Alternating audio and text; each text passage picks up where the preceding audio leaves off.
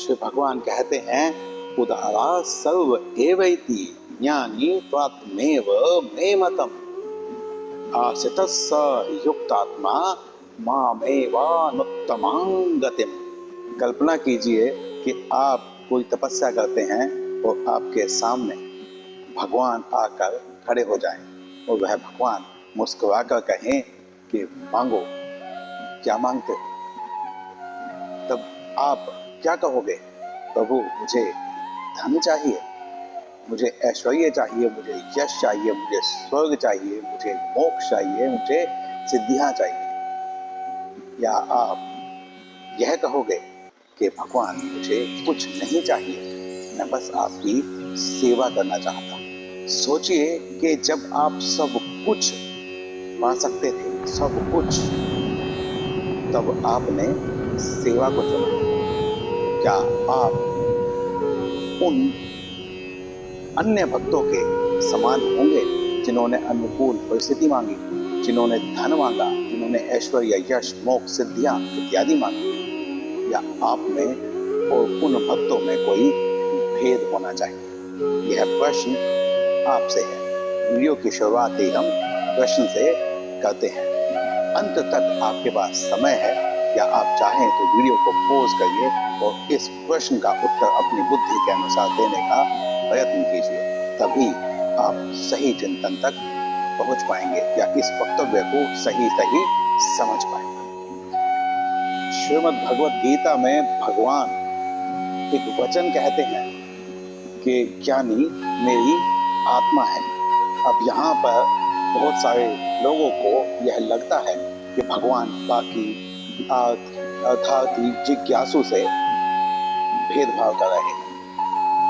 क्या आपको भी ऐसा लगता है? यदि आपका उत्तर हाँ है तो मैं आपसे फिर एक प्रश्न पूछता हूँ, और यदि आपका उत्तर नहीं है तो भी आपको इस प्रश्न पर विचार करना चाहिए। आपके सामने कोई ऐसा व्यक्ति आ जाए जिस पर आप बहुत अधिक प्रसन्न हैं और आप संपन्न हैं, वो जो मांगे उसे दे देने में, परंतु वो व्यक्ति आपसे आपका धन, कोई अनुकूल परिस्थिति या कोई प्रश्न पूछकर शांत हो जाए, या कोई ऐसा जो यह कहे कि मुझे बस आपकी सेवा करनी है, आपका दर्शन करना है, आपके साथ रहना है, तो आपको कौन सा व्यक्ति विशेष लगेगा? यह आप कमेंट करके मुझे बतलाइए। श्रीमद् भगवद गीता में भगवान ने कहा कि ज्ञानी जो है वह मेरी आत्मा है।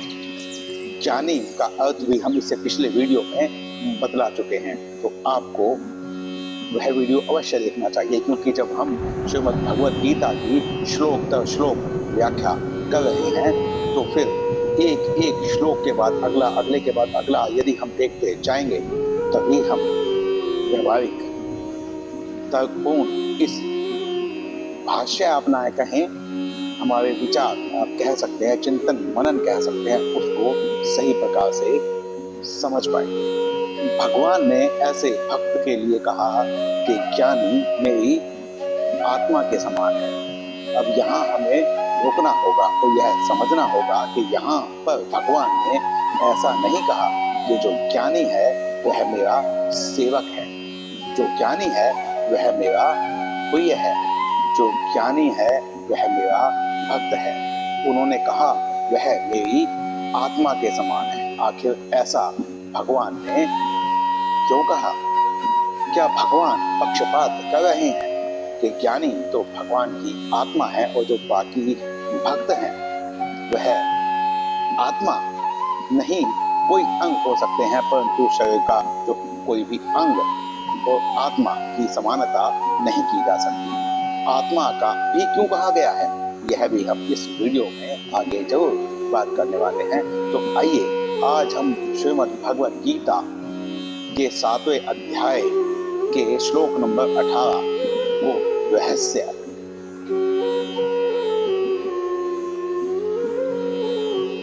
के रहस्य को तर्क, अनुभव और शास्त्र के आधार पर उसकी व्यावहारिक व्याख्या समझने का प्रयास करेंगे। और वह गुत्थी जो शायद अभी तक नहीं सुलझी थी, उसे सुलझाने का प्रयत्न करेंगे।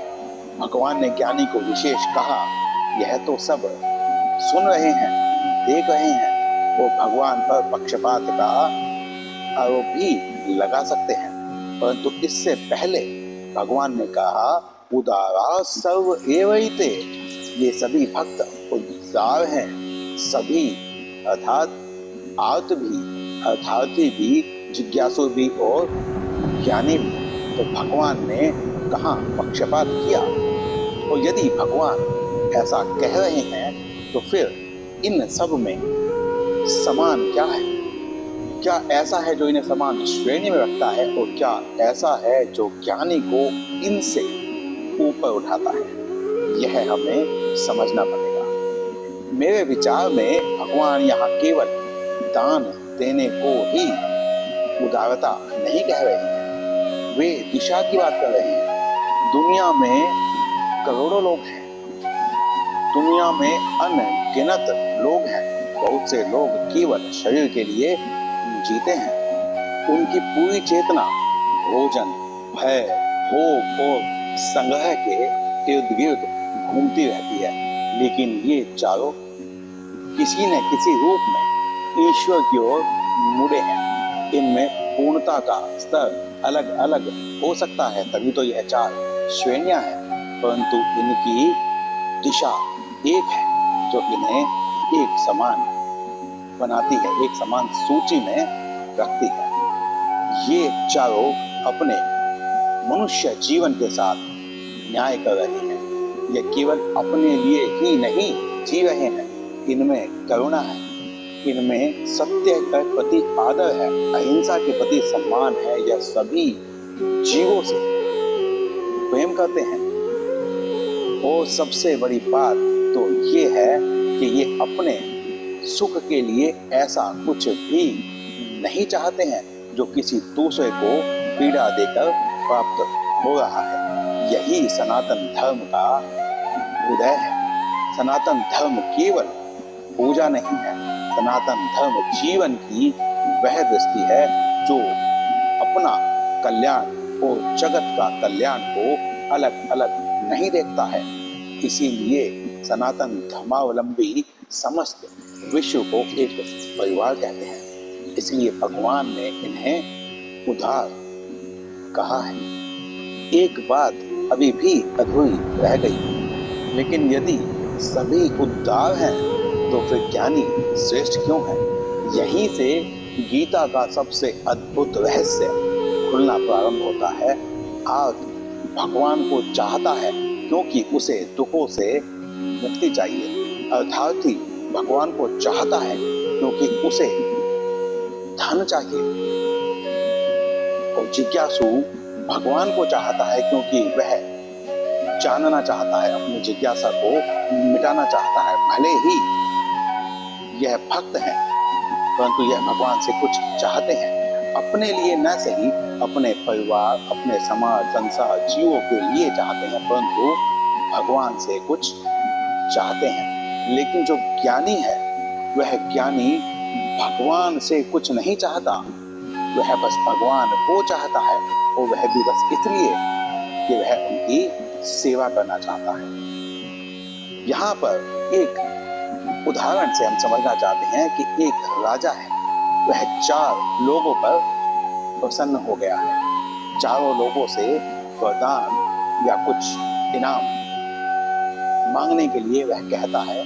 पहला व्यक्ति राजा को कहता है कि मुझे बचा लीजिए, मुझ पर बहुत भारी विपत्ति है, मुझे कोई मारना चाहता है।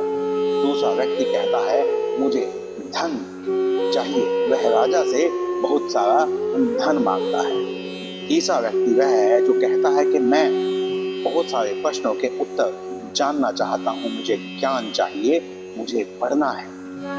और जो चौथा व्यक्ति है वह कहता है कि मैं केवल आपके साथ रहना चाहता हूँ, मुझे आपसे कुछ और नहीं चाहिए। राजा सबकी इच्छा पूर्ण करता है और वह साथ में रहने वाले की जिसने इच्छा व्यक्त की थी उसे अपने साथ रख लेता है और बाकी सबको विदा कर देता है। अब जो साथ में रहने वाला व्यक्ति है वह किस प्रकार से आचरण करता है, यहीं से शरणागति का भेद मिलता है। वह जो व्यक्ति है वह राजा के पास रहता है, राजा के साथ सहयोग करता है, राजा की सेवा करता है, राजा के जो कार्य हैं उनको अपना कार्य समझता है और हर प्रकार से राजा पर आश्रित रहता है। अर्थात वह राजा के जो गुण है, जो धर्म है, उसका पालन करता है, राजा के अपयश को अपना अपयश समझता है, वह राजा पर आश्रित है, साथ में वह राजा का सेवक भी बन गया है, वह राजा को अपने से ऊपर मानता है क्योंकि वह उनकी शरण में आया है। जबकि जो दूसरा है, यदि व्यक्ति का जो आचरण है वह दूसरा प्रकार का रहे, कैसे कि वह व्यक्ति राजा की शरण में आकर महल में पड़ा रहे और यह बोले कि मैं आपकी शरण में हूँ, मेरे भरण पोषण का जो भार है वह आप पर है, आपने मुझे शरण में लिया है तो आपको ही सब कुछ करना पड़ेगा, मैं कुछ भी नहीं करूँगा। तो आप यह समझिए कि वह इन दोनों अवस्थाओं में से कौन सी अवस्था होगी जो राजा को अधिक प्रिय होगी। चलिए इसे और व्यवहारिक करते हैं। आपके घर पे कोई ऐसा मेहमान आ जाए जो इस प्रकार का आचरण करे तो आपको इन दोनों आचरणों में से कौन सा आचरण अधिक प्रिय लगेगा, कौन सा मेहमान आपको अधिक अच्छा लगेगा, किसे आप बार बार अपने घर पर बुलाना चाहेंगे? यह प्रश्न मैं आप पर छोड़ता हूँ, इसका उत्तर आप मुझे कमेंट बॉक्स में दीजिए। मुझे लगता है कि सही शरणागति का जो अर्थ है वह पहले आचरण में आपको मिलता है। वह आश्रित तो है परंतु वह बोझ नहीं है, वह कर्मों का त्याग नहीं कर देता है, वह अपने कर्म करता है। यदि आप इसे और व्यवहारिक तरीके से समझना चाहें, वास्तविक शरणागति आलस्य पैदा नहीं करती, कर्तव्यों को समाप्त नहीं कर देती है। वास्तविक शरणागति सेवा पैदा करती है।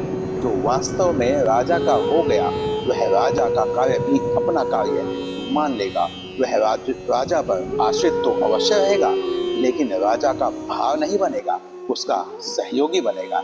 यही ज्ञानी की अवस्था है।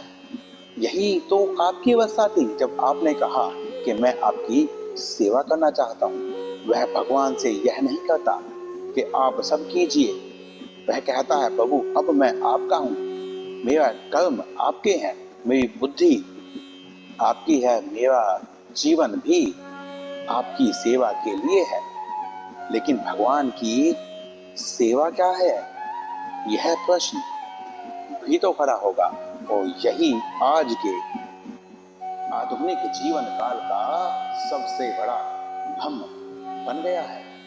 यदि अधिकांश लोग यहीं पर आकर अटक जाते हैं, यदि भगवान पूर्ण है तो उन्हें हमारी सेवा की क्या आवश्यकता है? क्या हम भगवान को भोजन देंगे, कपड़े देंगे, तभी भगवान का भरण पोषण होगा? तो फिर हमारा भरण पोषण करने की जिम्मेदारी भगवान की है या हम भगवान का भरण पोषण कर रहे हैं? क्या हम सेवा का अर्थ कुछ और समझ रहे हैं? ज्ञानी यहाँ एक सत्य, अद्भुत सत्य देखता है। उसे हर जीव में भगवान दिखाई देते हैं, उसे हर हृदय में भगवान की झलक दिखाई देती है। इसलिए उसकी सेवा का अर्थ बदल जाता है। वह किसी भूखे को भोजन देना केवल दया नहीं मानता, वह उस पर दया नहीं कर रहा है क्योंकि दया करने से कर्ता भाव उत्पन्न हो जाएगा। वह भगवान की सेवा कर रहा है क्योंकि वह उस जीव में भगवान को ही देख रहा है। वह किसी को कष्ट नहीं दे रहा है। इससे भी अहंकार आ सकता है कि मेरा आचरण ऐसा है, मैं किसी को कष्ट नहीं दे रहा हूँ, परंतु यदि वह उसे भगवान मान ले तो फिर वह कष्ट देने के बारे में सोच ही नहीं सकता, वह सेवा के बारे में ही सोचेगा। यहाँ उसका जो प्रेम है वह प्रेम भी ऐसा नहीं हो सकता कि वह कहे कि मैं तुमसे इतना प्रेम करता हूँ तो बदले में तुमने मुझे क्या दिया। वह यहाँ पर उसमें ईश्वर देख रहा है तो इसीलिए वह बस भगवान की सेवा ही करना चाहता है। यही ज्ञानी का मुख्य लक्षण है। और जब मनुष्य इस अवस्था तक पहुंच जाता है तब वह किसी का अहित नहीं चाहता, सबके कल्याण की कामना करता है। हर जीव में ईश्वर का अंश या पूर्ण ईश्वर को ही वह देखता है और अपने जीवन को सेवा का माध्यम बना लेता है। तब भगवान कहते हैं, ज्ञानी त्वात्मैव मे मतम, मेरे मत में वह ज्ञानी मेरी आत्मा के समान है। प्रश्न तो अभी भी शेष है कि भगवान ने ज्ञानी को अपनी आत्मा के समान कह दिया, सादृश्य साधर्म्य कह दिया, परंतु प्रश्न यह है कि ज्ञानी ऐसा क्या करता है जो बाकी भक्त नहीं कर पाते। यहाँ जो उत्तर छिपा है वह इसी श्लोक के मध्य में छुपा है। एक शब्द है युक्त आत्मा। भगवान कहते हैं आस्थितस्स ही युक्त आत्मा। ध्यान दीजिए, भगवान ने यह नहीं कहा कि वह ज्ञानी है, उन्होंने कहा युक्त आत्मा। आज संसार में ज्ञान की कमी नहीं है, पुस्तकें भरी पड़ी हैं, प्रवचन भरे पड़े हैं, शास्त्र उपलब्ध है, लेकिन क्या केवल जान लेने से मनुष्य ज्ञानी हो सकता है?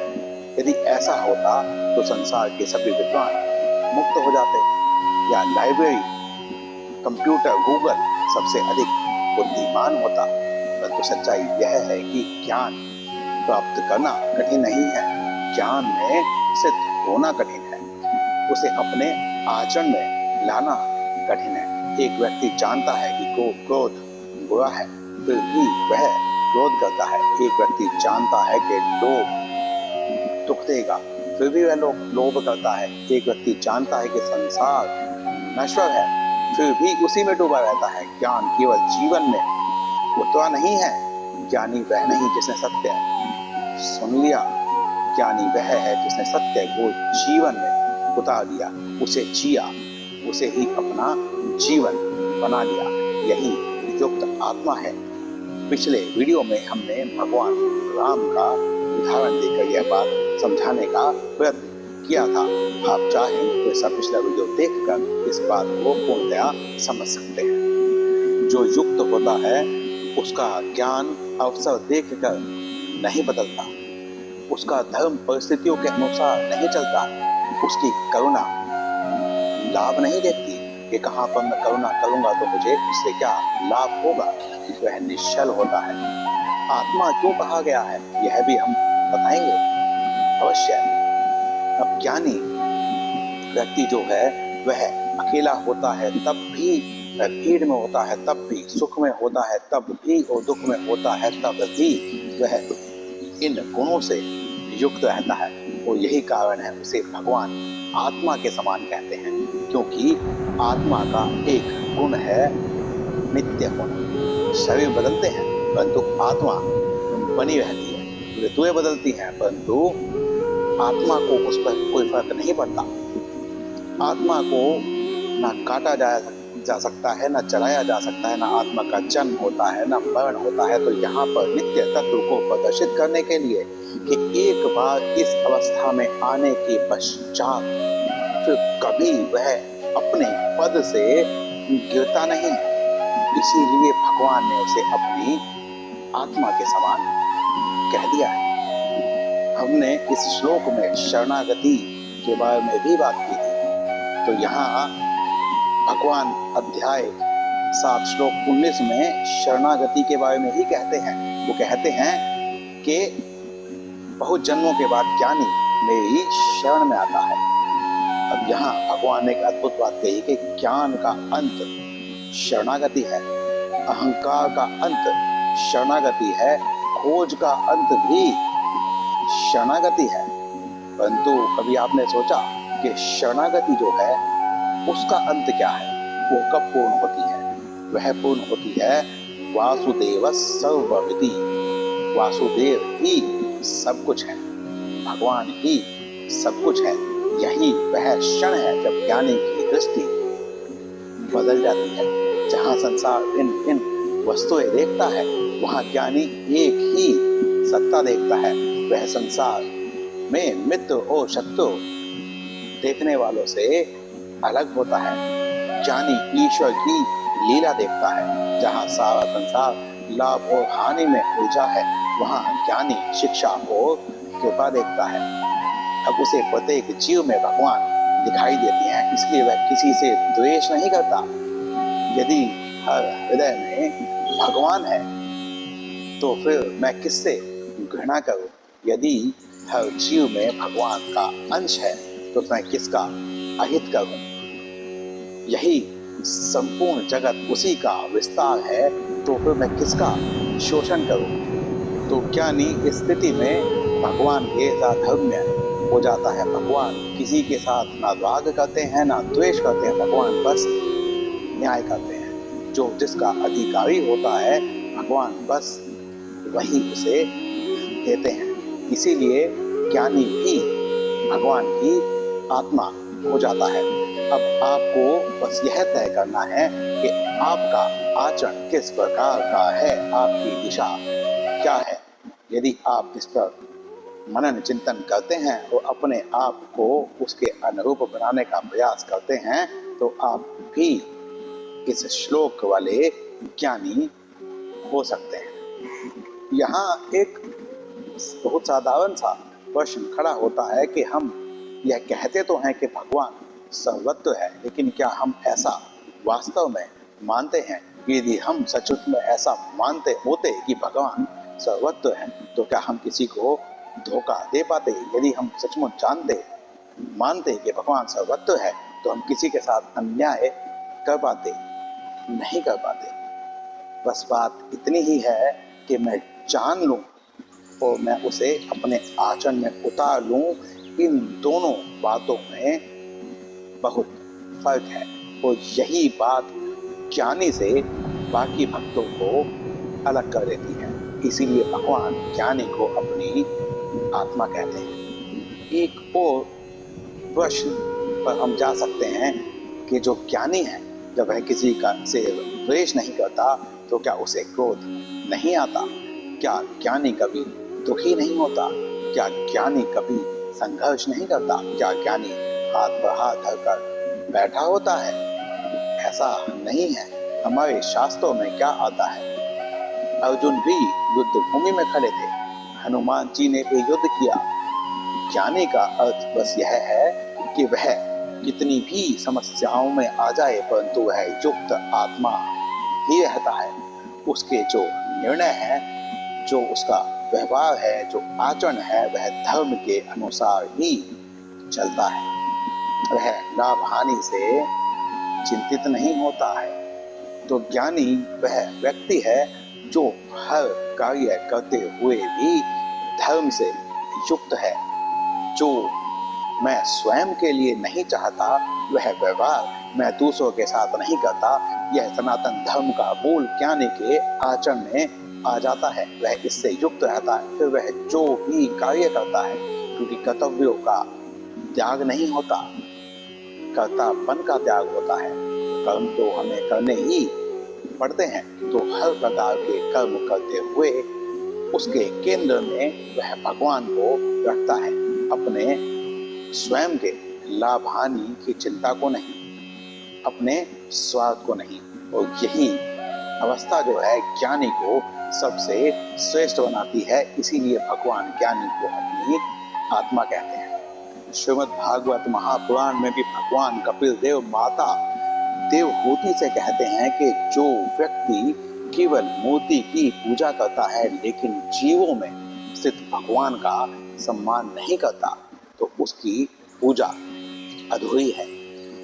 ज्ञानी इसलिए श्रेष्ठ है, भगवान की आत्मा है, क्योंकि वह जीव को, संसार को, जगत को, सबको भगवान की दृष्टि से देखना प्रारंभ कर देता है। अंतिम भाग में भगवान ने इस श्लोक में कहा कि वह जो युक्त आत्मा है, वह जो स्थित हो गया है इस प्रकार की अवस्था में, वह मेरी ही गति को प्राप्त करता है। मामेवा उत्तमांग गतिम, अर्थात वह गति जिसकी तुलना किसी और से की ही नहीं जा सकती, कोई और उस जैसा है ही नहीं। इसलिए भगवान ने ज्ञानी को अपनी आत्मा कहा, अपने जैसा कहा, अपने साधम्य कहा, सबसे प्रिय कहा। हमने यह समझ लिया कि भगवान ज्ञानी को सबसे श्रेष्ठ क्यों कहते हैं, अपनी आत्मा क्यों कहते हैं। भगवान किसी से भेदभाव नहीं करते, पक्षपात नहीं करते। वह बाकी भक्तों को भी उद्धार कहते हैं। भगवान इस श्लोक से क्या शिक्षा देते हैं कि युक्त होकर उस अवस्था में स्थित होना चाहिए। वही व्यक्ति जो इस अवस्था में स्थित हो गया है, वही मुझे सबसे अधिक प्रिय है, वही मेरी आत्मा है। हमने यहाँ यह भी समझ लिया कि आत्मा क्यों कहा, क्योंकि इस स्थिति को पा लेने के पश्चात उसका कभी क्षय नहीं होता, अर्थात नित्यत्व को दर्शाने के लिए भगवान ने यहाँ आत्मा कह दिया है। आशा करता हूँ मैं अपना वक्तव्य आप तक पहुँचाने में सफल रहा हूँगा। यदि कोई त्रुटि हुई है तो छोटा समझकर, अल्पज्ञ समझकर क्षमा कर दीजिए। शिव सीताराम।